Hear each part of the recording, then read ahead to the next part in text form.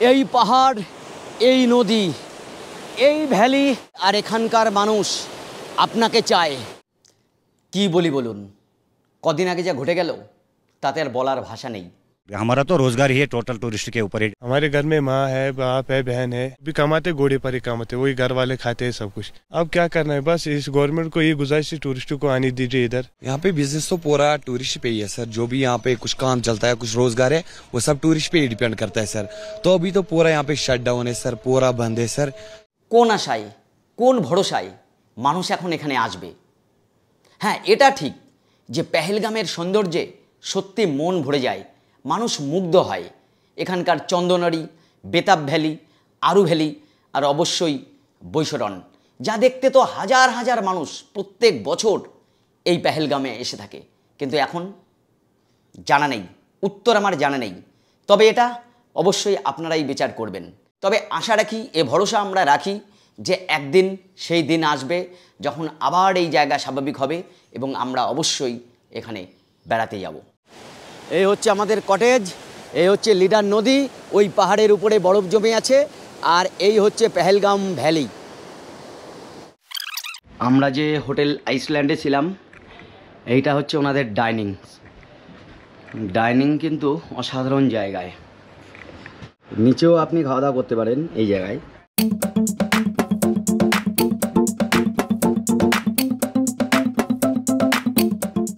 এগুলো দিয়ে এখন ব্রেকফাস্ট করে বেরিয়ে পড়বো এই পেহেলগাঁওয়ের 3টি স্পটে। ABC নাম দেওয়া হয়েছে, আরু ভ্যালি, বেতাব ভ্যালি এবং চন্দনারি। পুরোটাই গরম এবং রান্নার কোয়ালিটি মোটামুটি বেশ ভালো। ব্রেকফাস্ট আমাদের হয়ে গেছে। এখন এই নদীর পাড়ে এখানে বসে এক কাপ চা খেয়ে সাইট সিইংয়ের উদ্দেশ্যে রওনা হয়ে যাব। ট্যুর পিকার্সের সঙ্গে তো আমরা এসেছি, কিন্তু এখানে আমার সঙ্গে দেখা হচ্ছে অনেকেই ওদের হয়ে এসেছেন। খুব সুন্দর ঘোরাচ্ছে, ওনাদের আদর আপ্যায়ন খুব সুন্দর। বিশেষ করে এখন যে গাড়ি দিয়েছে আমাদেরকে, খুব সুন্দর গাড়ি দিয়েছে। আর ড্রাইভারের তো মানে কি বলবো, ভাষায় প্রকাশ করতে পারবো না, এত সুন্দর ব্যবহার। তো ভালো লাগছে, খারাপ না। পেহেলগাঁওয়ের এই সুন্দর কটেজ থেকে এখন রওনা দিচ্ছি। এনারাও এসছেন ব্যান্ডেল থেকে ঘুরতে। আমাদের গাড়ি উপরে চলে এসছে, অনেকটাই নিচে নামতে হয়েছিল আমাদের। আমরা রওনা হয়ে পড়েছি। প্রথমে আমরা যাচ্ছি চন্দনওয়ারি, যেখান থেকে অমরনাথ যাত্রা শুরু হয়। পেহেলগামে এটা আমাদের দ্বিতীয় দিন। প্রথম দিন আমরা ঘুরে নিয়েছিলাম অভিশপ্ত বৈশরণ ভ্যালি, যেখানে জঙ্গি হামলা হয় 22/4/2025-এ।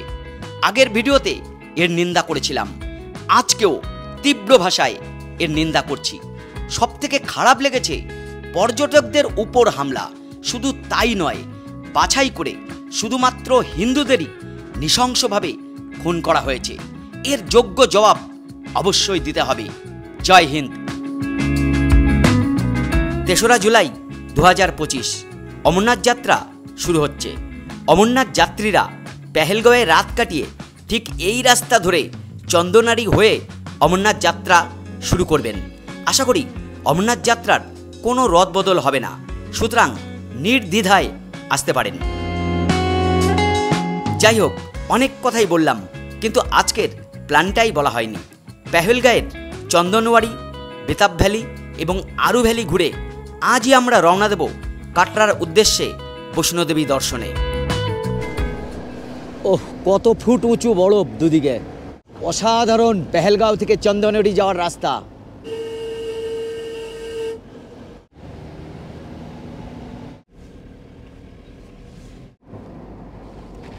কয়েক ফুট বরফ জমে আছে।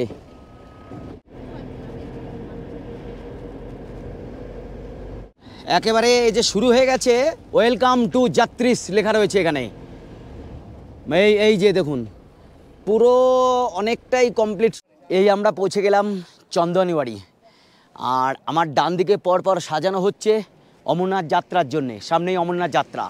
চারিদিকটা একবার অন্তত ঘুরিয়ে দেখাই। বরফে ঠাসা একেবারে। এখন বরফে ভর্তি রয়েছে। এই বরফ আর কিছুদিন পরে থাকবে না, আর কিছুদিনের মধ্যেই কাজ পুরো দমে একেবারে চলবে। আর অমরনাথ যাত্রায় আপনারা এখান থেকেই শুরু করতে পারবেন, এই চন্দনারি থেকে। আসলে অমরনাথ যাত্রা দুটো জায়গার থেকে হয়, একটা হচ্ছে এই চন্দনারি থেকে, আর একটা হচ্ছে সোনমার্গ হয়ে বালতাল হয়ে। তবে এইখান দিয়েই যাত্রী সংখ্যা বেশি। শ্রী অমরনাথজি, হ্যাঁ, ওয়েলকাম টু যাত্রীস।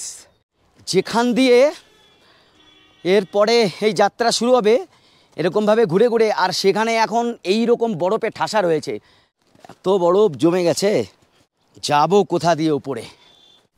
এই যে অফিস দেখছেন, এইখান থেকে নিশ্চয়ই কিছু একটা করতে হয়, কিন্তু এর এখন উপর নিচে পুরোটা বরফে ঢাকা। আর এইখান থেকেই আপনার যাত্রা শুরু হয়ে যাবে অমরনাথের। এই একদম এই দিকে সোজা চলে গিয়েছে অমরনাথ। এখন সেখানে প্রচুর বরফ, পুরো বরফে ঢাকা রয়েছে। সত্যি ভাবলে কেমন লাগে যে আর মাত্র কয়েকটা দিন বাকি, যাত্রা শুরু হয়ে যাবে। তো এইখানে যেটা এখন রয়েছে এটা অমরনাথ যাত্রা 2024-এর লেখাটা রয়েছে, এখনও 25 এখনও লেখেনি। আর এই দিকে রাস্তার উপর এখন বরফটা জমে আছে কতটা, তাই দেখুন। নিচ দিয়ে লিডার নদী দেখা যাচ্ছে, এই লিডার নদী, এই জায়গাতে যাত্রা শুরু হয়ে যাবে। এইখানে সমস্যা হচ্ছে এখানে কিছু তাকানো যায় না, মানে খালি চোখে একদমই দেখা যাচ্ছে না, সেই জন্য এটা পড়া এবং অবশ্যই এরকম আনতে হবে চশমা, না হলে কিচ্ছু দেখতে পারবেন না। এই দেখুন কত মানুষ এসছে, পয়সা উসুল।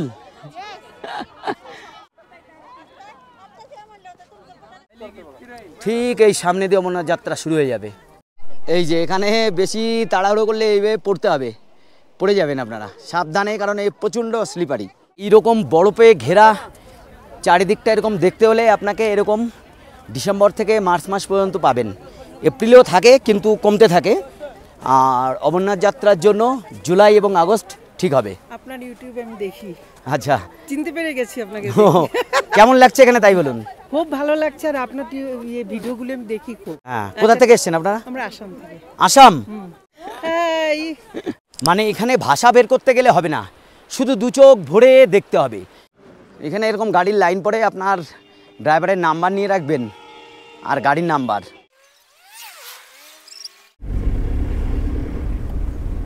চন্দনারি দেখে এবার আমরা যাচ্ছি বেতাব ভ্যালির উদ্দেশ্যে।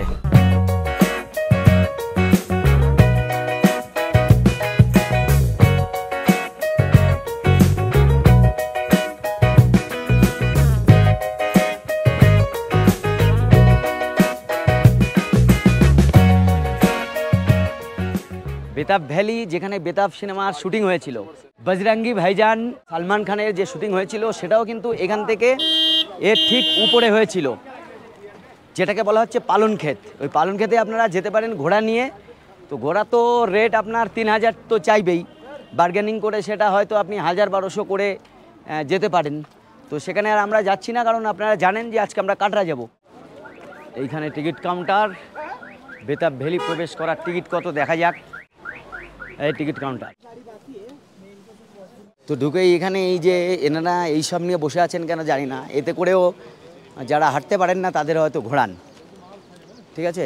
আর প্রথমে এখানে টয়লেট আছে, এটা ভালো ব্যবস্থা, ঠান্ডার জায়গা তো। লিডার নদীর দুপাশেই এই ভ্যালি। আর এখানে এই ছাগলটাকে কেন দাঁড় করে রেখেছে আমি বুঝতেও পারছি না, এর সঙ্গে কি হবে। এ কে কর রাখা ভাইয়া, এ क्या है? पश्मीना गोट। हाँ, पश्मीना गोट। ও यहाँ से पश्मीना मानता है। এর সঙ্গে কি করবে? ओनली 50 रुपीस सर, पोज देगा सर। सेल्फी? हाँ सर, पोज देता है सर। हाँ, ये पोज देता है। हाँ सर, 2 पोज का 50 रुपीस लगता है सर। লিডার নদী, হ্যাঁ, এরও পাশে বরফ রয়েছে এখন। দেখুন এখানেও আপনার অনেক সময় লাগবে, কিন্তু ব্যাপার হচ্ছে যে গাড়ির সঙ্গে আপনারা ঘুরবেন সেই গাড়ি কিন্তু আপনাকে বেশিক্ষণ ঘোরাতে চাইবে না, বলবে বেতাব ভ্যালি আপনি উপর থেকে দেখে নিন, কারণ নিচে নামলে 100 টাকা টিকিট। 100 টাকা টিকিট এটা ঠিকই, কিন্তু আপনি নিচে নেমে না ঘুরলে আর কাশ্মীরে এসে কি করলেন। ওইখানে একটা স্টল আছে, চাটা খেতে হবে এখানে গিয়ে। ওই মানুষ সব ওইখানে নদী পার হয়ে ওখানে চলে গিয়েছে। এবার লিডার নদীর উপর এই ব্রিজটা ক্রস করে মূল ভ্যালিতে প্রবেশ করব। চন্দনারি কিন্তু এদিক থেকেই আমরা এলাম, আর এই হচ্ছে লিডার নদী। বেতাব ভ্যালিতে লিডার নদী। এখানে এরকম খাবারের প্রচুর স্টল রয়েছে, যারা হাঁটতে পারবে না এই অঞ্চলটা তাদের এরকম গাড়ি রয়েছে, এগুলো করে তারা ঘুরে দেখতে পারে। আগে পাশেই যাই, এপাশে লোকজন দেখছি ভালোই, বরফও আছে সামনে, এই সব বরফ গলা জল। বরফ গলেই এই জল হয়েছে এখানে। তবে এই জায়গাও স্লিপারি, মানে শক্ত বরফ যেখানে শক্ত হয়ে যাবে সেখানেই স্লিপারি হবে। আর এইখানে রয়েছে এরকম ট্র্যাডিশনাল ড্রেস, এটা পরেও আপনারা ছবি তুলতে পারেন। এই আর কি, এইভাবেই এক একটা দিন আপনার কাশ্মীরে কেটে যাবে। এই দেখুন 150-200 টাকা হয়তো নেবে এইগুলো, ছবি তোলার লোক। এইরকমই সব। বেতাব ভ্যালি, এই যে এইরকম জায়গা দিয়ে ঘোড়াগুলো যায়। এই দেখুন ঘোড়া, অনেকেই যাচ্ছে ঘোড়ায়, 1 ঘন্টায় ওরা ঘুরিয়ে আনবে, 1200 টাকা বলছে। এই দেখো, তবে আমার মনে হয় এরকম ঘোড়ায় করে গেলে ভালোই লাগবে ওই দিকটা, কারণ ঘোড়ার জার্নিটা বেশ ভালোই লাগে। আর এই জায়গা তো অসাধারণ জায়গা হবে, সুতরাং অনেকেই যাচ্ছে, আপনারাও কিন্তু যেতে পারেন, এই বরফের পাশ দিয়ে নিয়ে যাবে। এই দেখুন এই যাচ্ছে পালন ক্ষেত, এই সবই সময় সাপেক্ষ ব্যাপার। বেতাব ভ্যালিও কিন্তু অনেকটা বড়, মানে অনেকটা অঞ্চল জুড়ে এটা রয়েছে। এখানে আপনাদের ঘুরতে ঘন্টাখানেক তো লাগবেই, আর যদি আপনি ঘোড়ায় যান তাহলে ওদিকে 1 ঘন্টা আরও এক্সট্রা। আর এখানে যতটুকু ঘুরলেন, বরফের উপর দিয়ে হাঁটাটাই হচ্ছে রিস্কি। এই অনেকেই জল ছুঁয়ে দেখছেন, স্বচ্ছ জল একদম লিডার নদীর।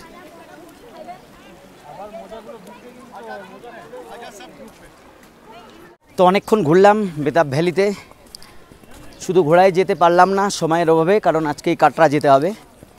তো আজকে এখন ব্যাক করি, আসবেন ঘুরে যাবেন ট্যুর পিকার্সের সঙ্গে, দারুণ ঘোরাচ্ছে ওরা কিন্তু। বেতাব ভ্যালি দেখে এখন আমরা রওনা হব আরু ভ্যালির দিকে।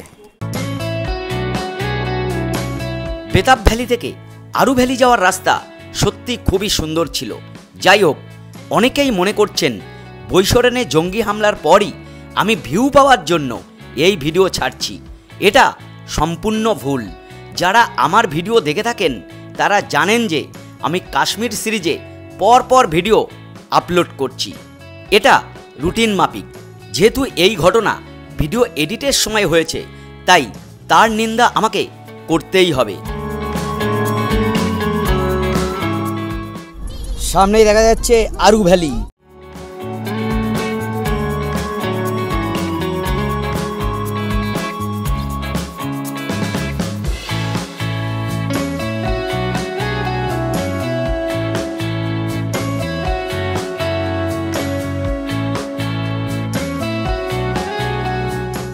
এই আমরা এখন পৌঁছালাম আরু ভ্যালিতে। আরু ভ্যালি এটাও বলা যায় এখানকার এক স্বর্গ, মানে এই ভ্যালির চারিদিকে উঁচু উঁচু পাহাড় এবং তার উপরে অবশ্যই বরফ জমে আছে আর পাইন গাছ রয়েছে। এই দিয়ে হচ্ছে আরু ভ্যালি। এখানেও বহু সিনেমার শুটিং হয়েছে। আর এইখানে বিক্রি হচ্ছে এখানকার নানান রকম ফল, এই যে বিক্রি হচ্ছে, একদম ওপেন রেখে দিয়েছে। হ্যাঁ, এখানেও এরকম ঘোড়া নিয়ে আপনাকে এই উপরে নিয়ে যাবে যদি যেতে চান। তো চারিদিকে এই পাইন গাছ, বরফ, ভ্যালি সব মিলে আরু ভ্যালি দুর্ধর্ষ সুন্দর। আরু ভ্যালি দেখে তো আমার মনে হচ্ছে অনেকটাই পরিবর্তন হয়ে গেছে। আজ থেকে 12 বছর আগে এসেছিলাম। আরু ভ্যালি 0 কিলোমিটার। তবে সব জায়গায় একই কথা বলবো, আমার যে অভিজ্ঞতা হয়েছে এতদূর ঘুরে ঘুরে, তাতে ভ্যালি ভালো দেখতে গেলে আপনাকে ওই আগস্ট, সেপ্টেম্বর, অক্টোবরে এই সময় ভালো পাবেন। অন্য সময় কিন্তু এই বরফ বেশি পাবেন আর গাছ একেবারে নেড়া থাকবে। বরফ সব জায়গায় আছে। এখন আমি যতদূর জানতাম, আগের বার আমাদের এসে এই গ্রামে এইখানে নিয়ে দাঁড় করিয়েছিল গাড়ি। ওই এই দিকের যে ব্রিজটা আছে ওই ব্রিজটা অসুবিধা হয়েছে, যার জন্যে মূলত আরু ভ্যালি বলতে ওই গ্রামের কাছে নিয়ে যায়। তো সেখানে এখন আর নিতে পারছে না। আমরা এরকম জায়গা থেকেই ঘুরে আপনাদের দেখালাম, ভালো লাগছে এখান থেকে, অসুবিধা নেই, দিয়ে এখান থেকে রিটার্ন করব।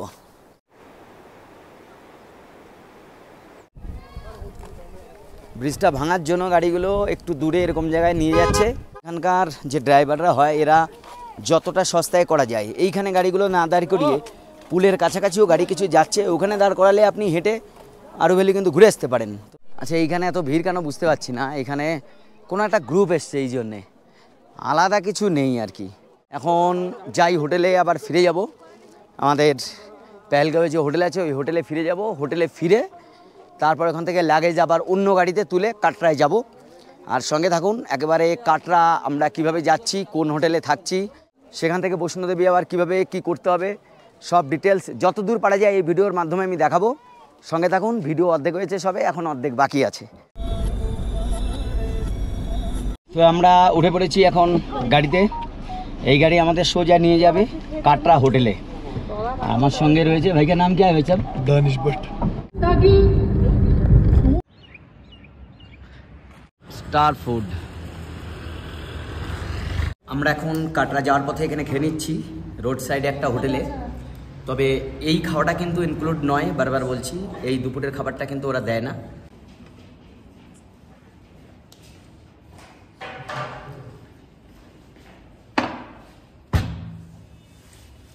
আমরা খেলাম এখন এই এই এই রেস্টুরেন্ট থেকে। এটা হচ্ছে স্টার ফুড। লাঞ্চ সেরে রওনা হলাম কাটরার দিকে। পেহেলগাম থেকে যা দূরত্ব 210 কিলোমিটার, গাড়িতে যেতে সময় লাগবে প্রায় 5 ঘন্টা। যাওয়ার পথে পিরোপাঞ্জাল পর্বতের বরফ ঢাকা চূড়া দেখতে দেখতে বিভিন্ন টানেল পার করে চা পানের বিরতি নেব। তবে মনে হচ্ছে কাটরা পৌঁছাতে রাত হয়ে যাবে। এখন বাজে 6টা 8, আর আমরা দুপুরের খাবার খেয়ে 3টের একটু আগে রওনা দিয়েছিলাম। তার মানে প্রায় 3.5 ঘন্টায় একটানা গাড়ি চালিয়ে এখানে দাঁড় করে এখন চা খাচ্ছি। এখন অনেকটা দূর রয়েছে কাটরা। কাটরা ঢোকার আগে এখানে একবার ব্যাগ চেকিং হলো। আমার সামনে এই হচ্ছে কাটরা বাস স্ট্যান্ড, আর বৈষ্ণোদেবী এই সোজা দেখা যাচ্ছে, একদম উপরে বৈষ্ণোদেবী। আর ট্যুর পিকার্স আমাদের জন্য বুক করেছে এই একদম বাস স্ট্যান্ডের উপরে হোটেল অনুরাগ কাটরা। হোটেলটা বাইরে থেকেই আমার ভালো লাগছে। এখন আমি রুমে যাইনি, গিয়ে আপনাদের দেখাবো।